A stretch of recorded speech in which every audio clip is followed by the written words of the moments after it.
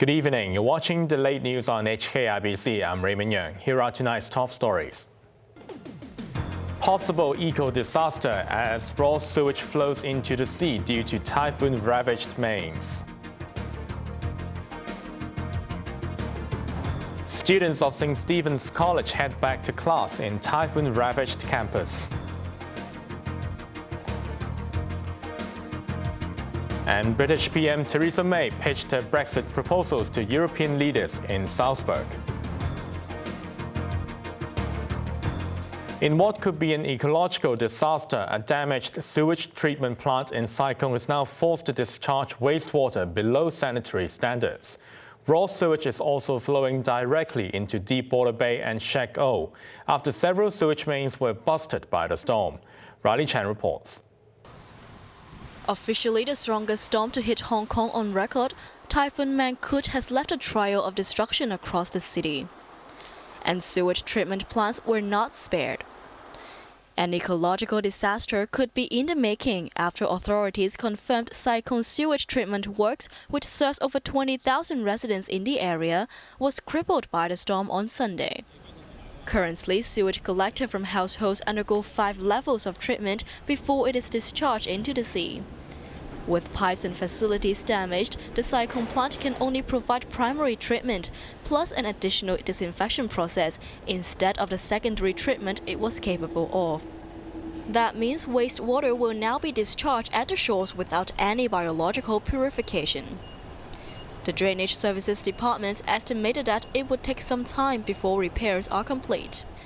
If that wasn't enough cause for concern, raw sewage is even flowing directly into the sea off southern Hong Kong Island, where mains leakages were reported.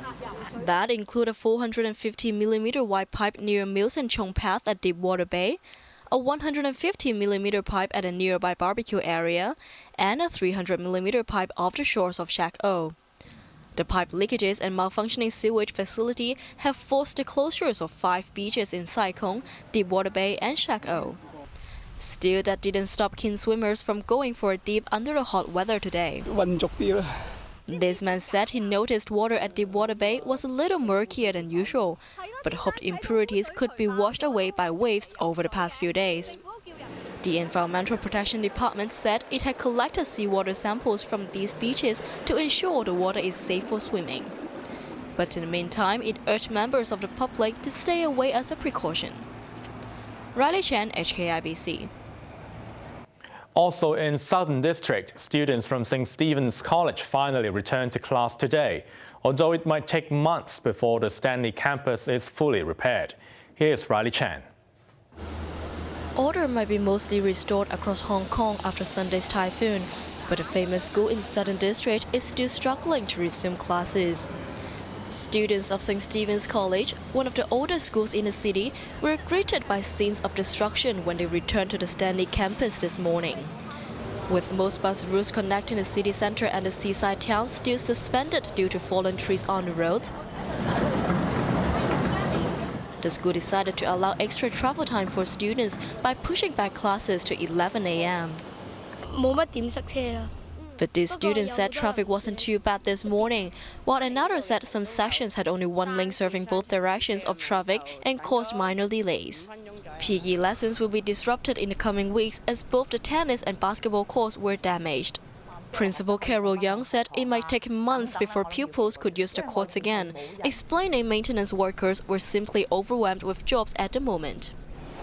On the other side of the harbour, this primary school in Hong Kong remained shut for the 4th day, as the cleanup operation was still underway.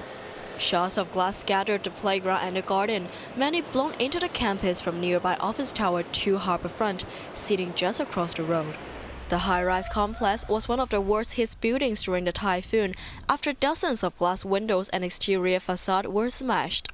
The school could not estimate when classes would resume. Riley Chan, HKIBC. Ousted pro-democracy lawmaker Lau Siu Lai announced her intention to return to the legislature.